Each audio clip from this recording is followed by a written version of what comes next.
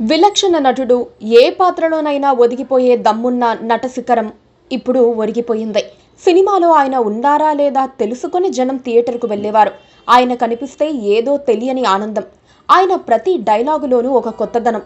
కోట శ్రీనివాసరావు సినీ జగత్తును, అశేష అభిమానులను వదిలేసి అనంతలోకాలకు వెళ్లిపోయారు. తన 83వ ఏట తుది శ్వాస విడిచారు. 750 చిత్రాలకు పైగా నటించిన కోట చెయ్యని పాత్ర లేదు. విలన్ గాను, క్యారెక్టర్ నటుడిగాను, అందరినీ నవ్వించే హాస్య నటుడిగాను ఆయన అనేక పాత్రలు పోషించారు. కోటలోని నటనా వైవిధ్యానికి ఫిదా అయిన దర్శకులు ఆయన కోసం ప్రత్యేకంగా పాత్రలు రాయించుకునేవారు. జంధ్యాల, వంశీ, ఈవీవి సత్యనారాయణ, రామ్ గోపాల్ వర్మ, కోడి రామకృష్ణ తదితరులంతా కోటకు తమ చిత్రాలలో భారీ అవకాశాలిచ్చారు. కరెక్ట్గా చెప్పాలంటే దక్షిణాది సినీ రంగంలో కోటది ఒక శకం. బాబుమోహన్తో కలిసి ఆయన చేసిన సీన్స్ ఇప్పటికీ నవ్విస్తూనే ఉంటాయి.